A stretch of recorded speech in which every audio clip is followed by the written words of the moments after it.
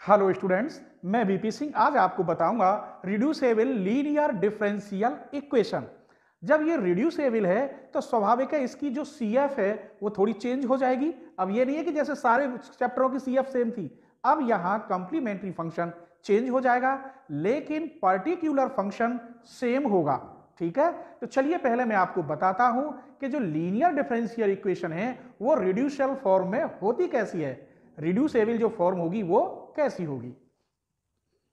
मैं यही इक्वेशन ले रहा हूं यहां x की power 3 del Q Z upon del X Q plus X Y square del Q Z upon del X del Y plus Y Q del Q upon del Z Y Q plus X square del square Z upon del X square plus Y square del square Z upon del Y square plus 2xy del square Z upon del X del Y plus X del Z upon del X plus Y del Z upon del Y equal to 0। मैंने किताब से नहीं लिखी, इस प्रकार जो question आएंगे उसी के अकॉर्डिंग बना दी। अब आप समझिए, यहां 3 है पावर x की, तो यहां del Q upon del X Q होना चाहिए। अगर ऐसा नहीं है तो गड़बड़ हो जाएगी। इसके बाद फिर यहां देखो, यहां भी 2 और 1 3, x की 1 है तो x, y की 2 है तो यहां क्या करना है y स्क्वायर। यहां भी 3 3 हो गए और ये भी जोड़ोगे तो 3 डिग्री। यहां 3 यहां 3, 2 यहां 2, 2 2, यहां 2 डिग्री है तो यहां भी 2 डिग्री, 1 1 1 1। ऐसी जब इक्वेशन बनती हैं तो उन्हें हम रिड्यूसेबल फॉर्म कहते हैं। अब इनको हम कैसे सॉल्व करेंगे, कैसे खोलेंगे, कैसे इनकी सीएफ निकालेंगे, कैसे इनकी पर्टिकुलर इंटीग्रेशन यानी पीआई निकालेंगे, आज हम वो देखते हैं। ठीक है, जब ऐसी कंडीशन हो तो आप खोलेंगे कैसे।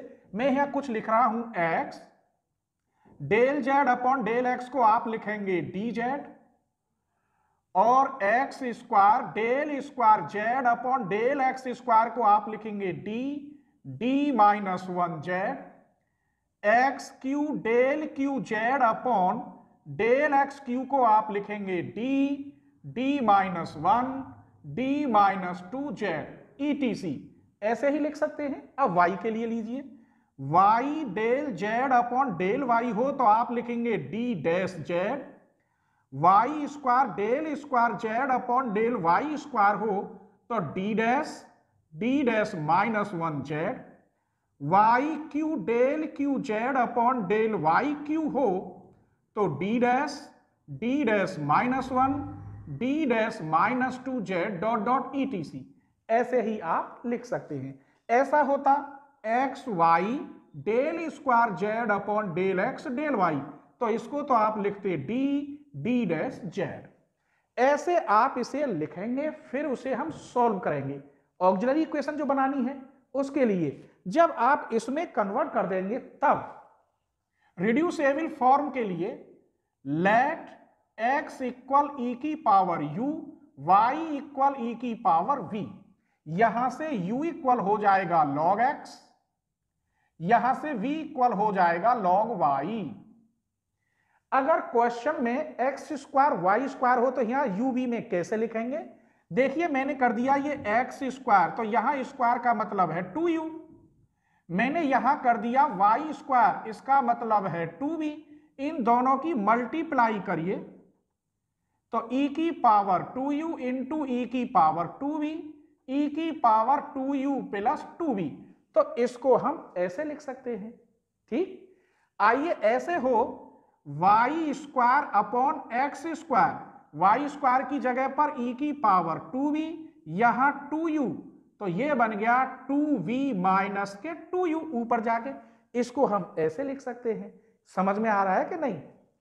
मैं कहता एक्स वाई स्क्वायर है, एक्स स्क्वायर वाई है तो 2 यहां एक्स वाई स्क्वायर तो हो जाता u प्लस 2v।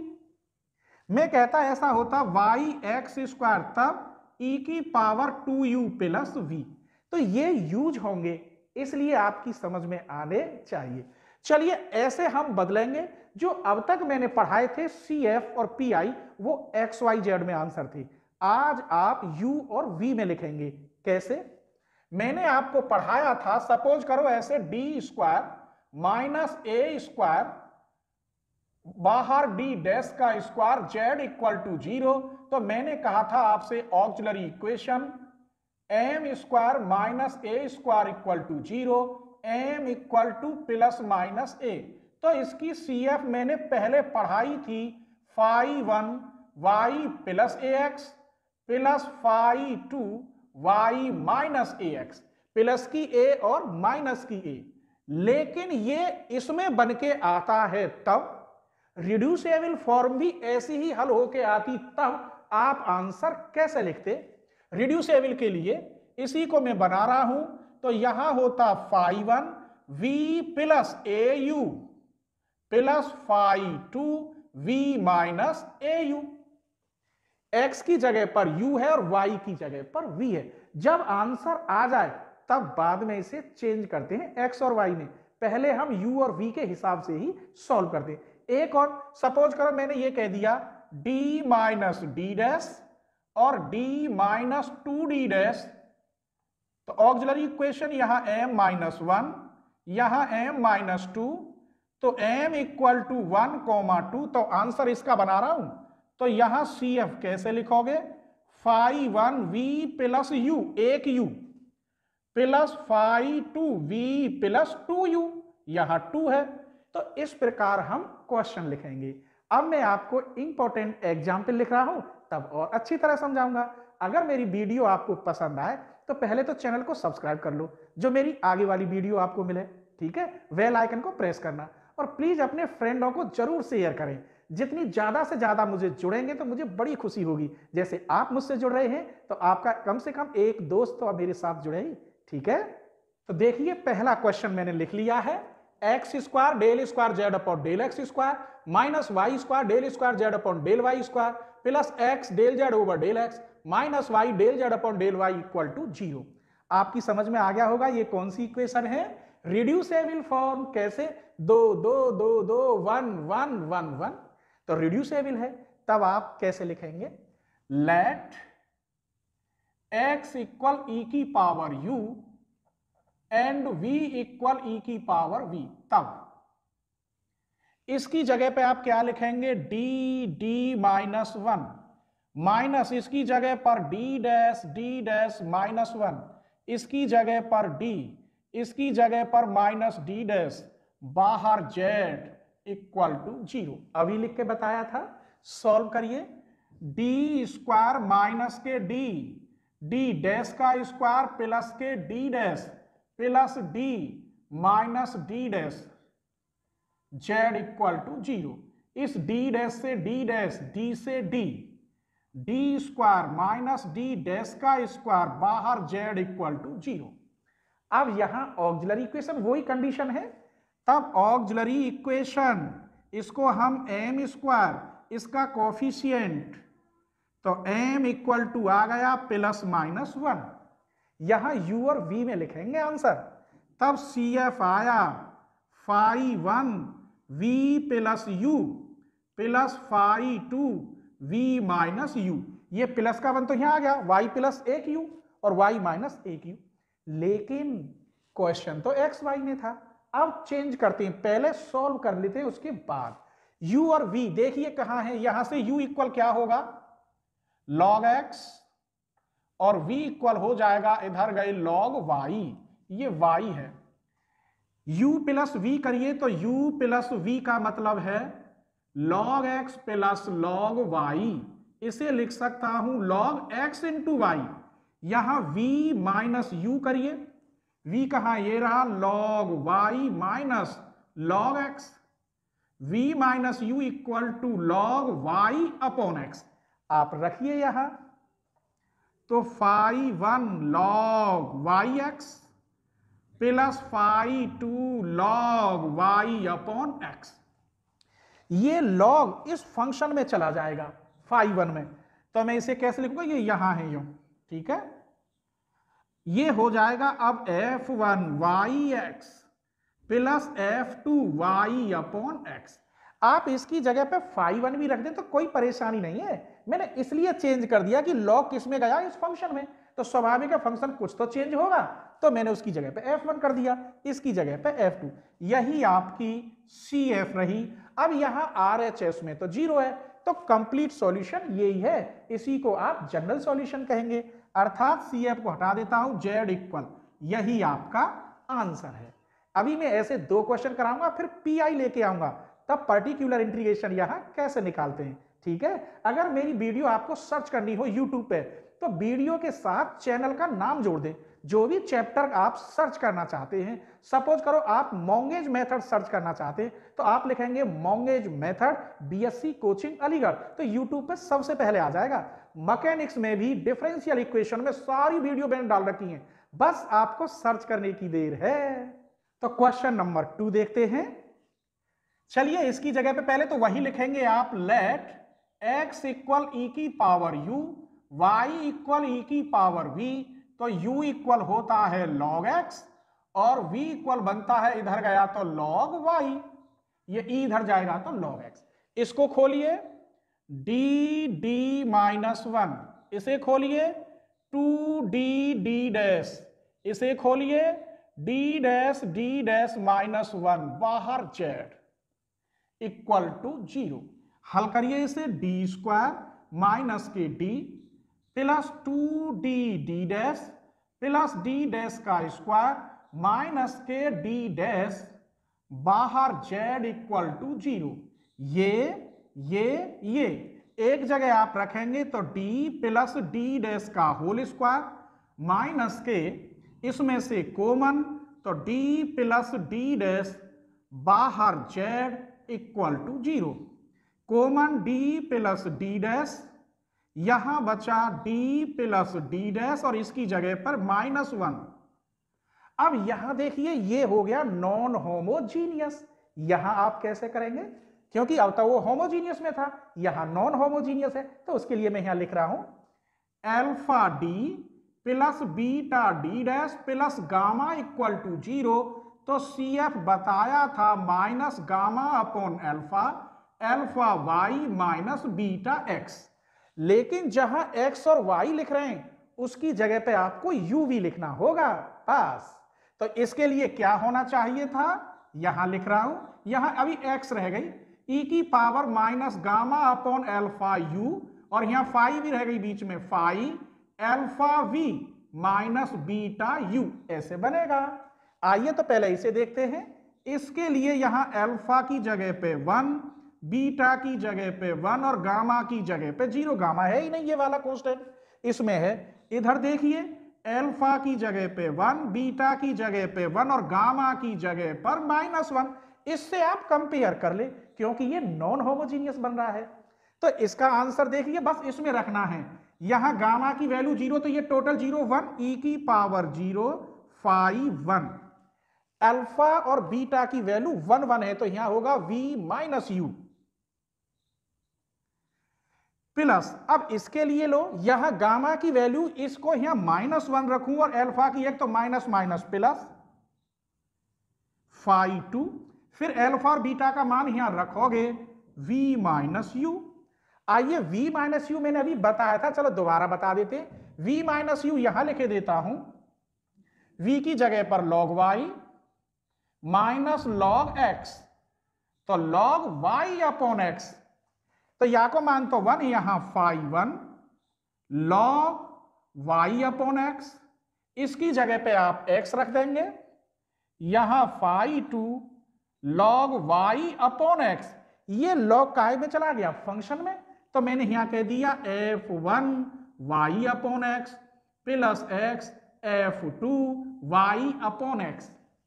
तो ये दो ही तरीका के थे, मैं पहले बताया जब होमोजीनियस बन रहा था लीनियर में, अब ये नॉन होमोजीनियस बन रहा था इसमें। तो दोनों तरीका से आप आंसर कैसे लिख सकते हैं। अभी एक क्वेश्चन और बता रहा हूं, फिर PI के बताऊंगा, ठीक है। तो क्वेश्चन नंबर 3 देखिए, अब हम पार्टिकुलर इंटीग्रेशन भी साथ में लाएं, क्योंकि यहां CF निकाल देंगे और इसे लेंगे तो PI, ठीक है। तो चलिए, ये रिड्यूसेबल तो है ही है, कैसे लिखें। जब ऐसी कंडीशन दिखाई दे तब लेट x इक्वल e की power u, y equal e की पावर v। मुझे पहले ये बनाना है एक्स स्क्वायर इंटू वाई, केवल वाई। तो एक्स स्क्वायर करूंगा तो यहां ई की पावर 2u इंटू वाई करूंगा तो v। इसका मतलब X square Y equal to बन गया 2u प्लस v। चलिए ये रूल तो हम जानते हैं, आइए अब इसे तोड़िए। इसकी जगह पर मैं लिखूंगा D minus one minus D dash minus one, बाहर z, इसकी जगह पे हो गया 2u प्लस v। सॉल्व करिए, D square minus D dash का स्क्वायर प्लस के डी डैश इक्वल टू ई की पावर 2u प्लस v। इसे करिए डी इसको और इसको, D plus D dash D minus D dash. बेटा डी माइनस का वर्ग ए प्लस बी, ए माइनस बी से। अब इसमें से और इसमें से क्या कॉमन, माइनस, यहां बचा डी, यहां बचा माइनस के डी डैश।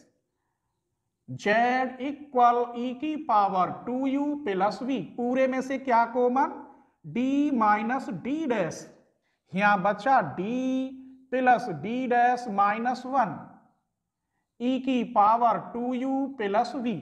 देख लीजिए नॉन होमोजीनियस है, इसे भी इससे ही हल कर दूंगा। फिर लिखे देता हूं फॉर्मूला, चिंता मत करना।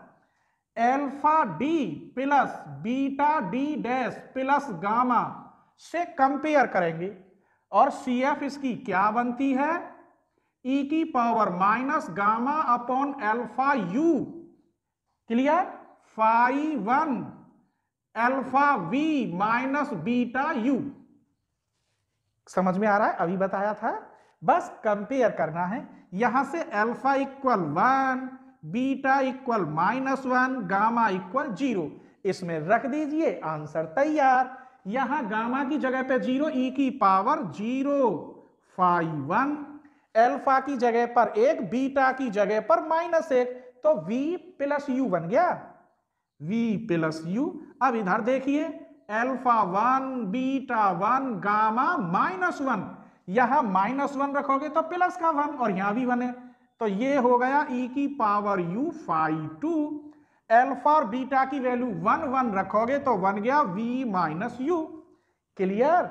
आइए मैं यहां लिखे देता हूं फाई 1 v प्लस यू, ई की पावर u है ये, फाई 2 v माइनस यू। तुम्हें पता है जब प्लस करते हैं तो क्या बन जाता है, यहां से फिर दिखा रहा हूं, कहां लिखाई है, ये रहा। यहां से u इक्वल आएगा log x, v इक्वल आएगा log y, हम करें u प्लस v तो log x plus log y अर्थात log x into y, u plus v।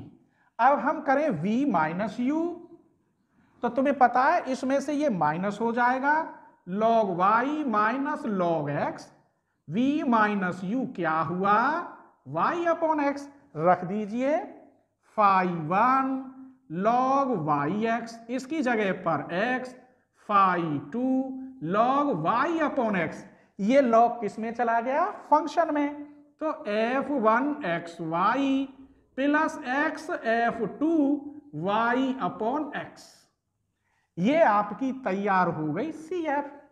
अब RHS में यहां कुछ है, पहले 0 था तो इसलिए यही आंसर था, अब यहां है RHS में ये बन गया, इसके अकॉर्डिंग तो पर्टिकुलर इंटीग्रेशन यानी PI निकालेंगे। वो कैसे, इधर देखिए, PI इक्वल पर्टिकुलर इंटीग्रेशन, यहां है लास्ट, इसको लिख लेते हैं d minus D dash d plus D dash minus 1, और इसको इसकी सीध में लिखते हैं e की power 2u plus v। u का कोफिशिएंट d की जगह पे रखो और v का कोफिशिएंट d डैश की जगह पे रखो। चलिए यहां 2 रखेंगे, यहां 1, यहां 2, यहां 1, -1,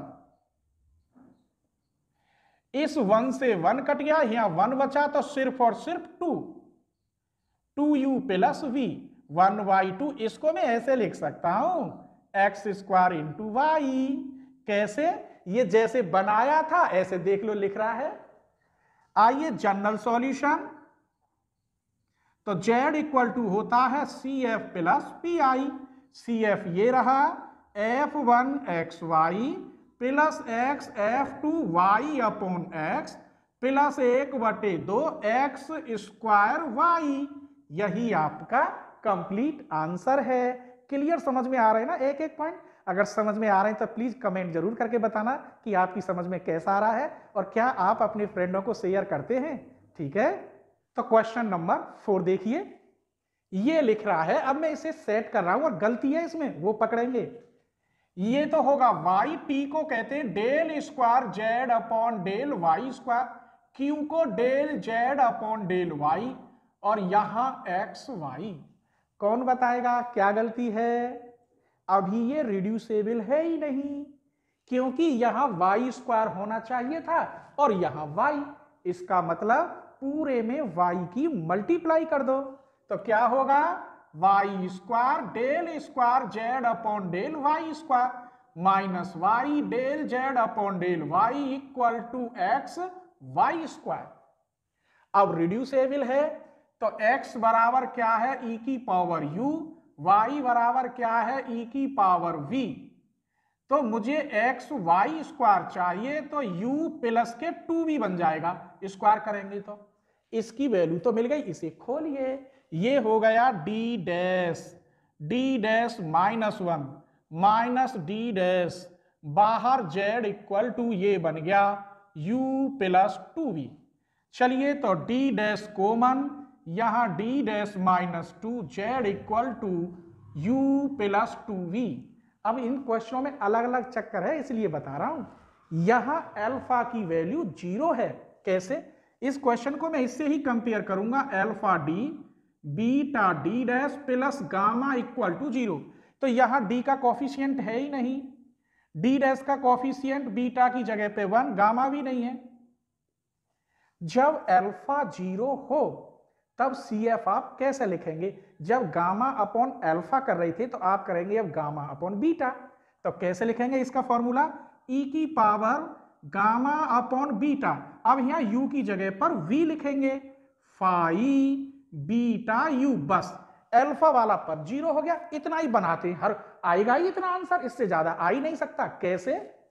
इसके लिए किया मैंने ये वाला, इसके लिए तो यहां गामा की वैल्यू 0, इसका मान 1, केवल बचा फाई। बीटा का मान ऑलरेडी है 1, तो क्या रह गया? मात्र यू। अब इसके लिए देखो, यहां भी अल्फा की वैल्यू 0, क्योंकि डी का कॉफिशिएंट है ही नहीं, डी डैश का कॉफिशिएंट बीटा की वैल्यू 1 और ये कांस्टेंट है तो गामा इक्वल -1।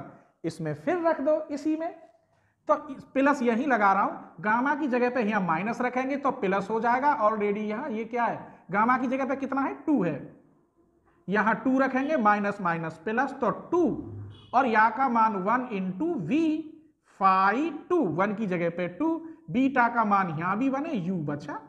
आइए u की जगह पे आप क्या लिखेंगे? ये लिख रहा, u बराबर मैंने बनाया ही नहीं है, u इक्वल लॉग x, और यहां से v इक्वल लॉग y रख दीजिए, फाई 1 लॉग x। यहां क्या हो गया? जल्दी बोलो, y स्क्वायर। अगर मैं यहां y स्क्वायर करूं तो e की पावर 2v, तो 2v है तो यहां y square phi 2 log x। ये लॉग फाई में चला गया तो f1x plus Y square f2x, ऐसे हो गया।